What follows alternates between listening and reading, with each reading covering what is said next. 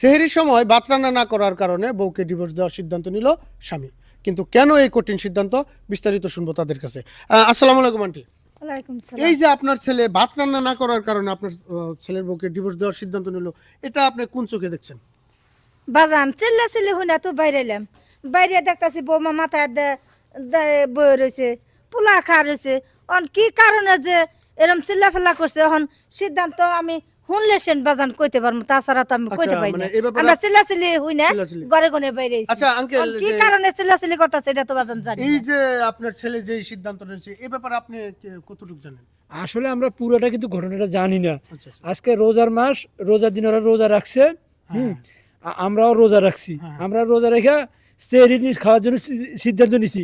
আইসাই রাত ঘুম থেকে উঠাই দেখে এরা মারামারি কাণ্ড ঘটনা ঘটাইছে। এখন বিস্তারিত ওরাই বলতে পারবে, আমরা কিন্তু পুরো জানি না। আচ্ছা, যাই হোক, আমরা যতটুকু জানতে পারলাম আসলে ওনার যে বাবা মা আছে এই ব্যাপারে তেমন কিছু উনি জানেন না।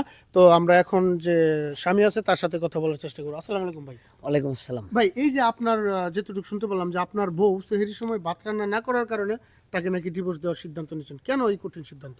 কঠিন সিদ্ধান্ত নেওয়াই লাগবে, কঠিন কাজ করলে কঠিন সিদ্ধান্ত নেওয়া উচিত। সেটা অবশ্যই। রোজার মাস হচ্ছে ফজিলতের মাস। এই মাসে সবার সাথে আদব কায়দায় চলতে হবে, শ্বশুর শাশুড়িকে সেবা করতে হবে, নিয়মিত রোজা করতে হবে, নিয়মিত সেহরি রান্না করতে হবে।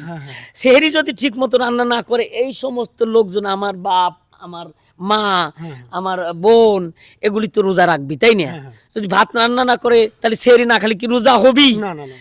এই বিষয়টা নিয়ে তার সাথে আমার প্রতিদিন দ্বন্দ্ব হচ্ছে, প্রতিদিনই আমার তার সেই সময় কথা কবি না, আমি যখন কথা কই তুই কথা কবি না, আমার কথা শেষ হবি তারপরে কথা কবি, একবারে পিঠের সামনে উঠে ফেলা দেব। তোমার বোনটাও তো জুয়ান, এই বললি কথা কবি না, তোকে আমি আনছি, তুই আমার গোলাম, তুই আমার বিয়ে করব, আমি তো এবারে তোকে আমি বিয়ে করে আনছি, তুই আমার গোলাম, আমি যা কথাই শুনবি, স্বামীর সেবা করবি, শ্বশুর শাশুড়ির সেবা করবি।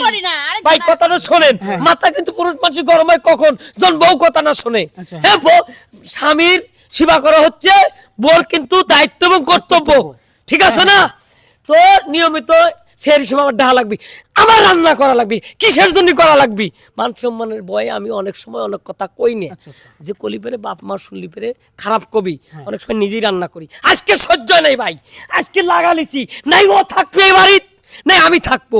যদি আমার আব্বা মা ও মানে চাহিদার ব্যবস্থা না করে তাহলে আমি থাকবো লয়। আচ্ছা আচ্ছা আচ্ছা, এই যে আপু, যে আপনি যে কাজগুলা করার কারণে আপনার স্বামী যে সিদ্ধান্ত নিতেছে, এটাকে আপনি কোন চোখে দেখতেছেন এখন, বা কি কোন দিকে নেবেন এই বিষয়টা?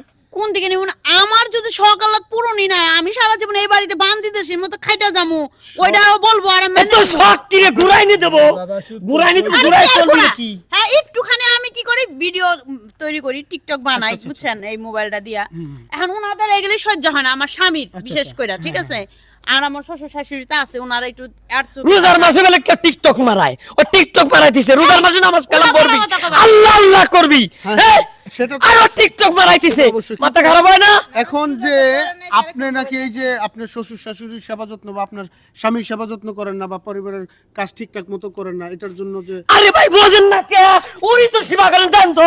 এই সময় তার চুল মাথায় ঘুমটা দিবি, চুল ছাড়ি দিয়ে রয়েছে, ও নিজের সেবাই জানে না, শ্বশুর শাশুড়ি সেবা করবে কি?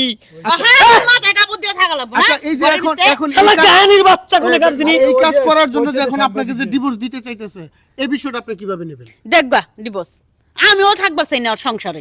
যে দর্শক, আসলে এখানে যে বিষয়টা ঘটতে হচ্ছে দেখতেই তো পাচ্ছেন, যে একটা ছেলে চায় যে তার স্ত্রী তার বাবা মার সেবা যত্ন করবে এবং কি পরিবারের সমস্ত কাজ কোনো দেখাশোনা করবে, এটা প্রত্যেকটা ছেলে আশাবাদী, কিন্তু এখানে হচ্ছে হিতের বিপরীত।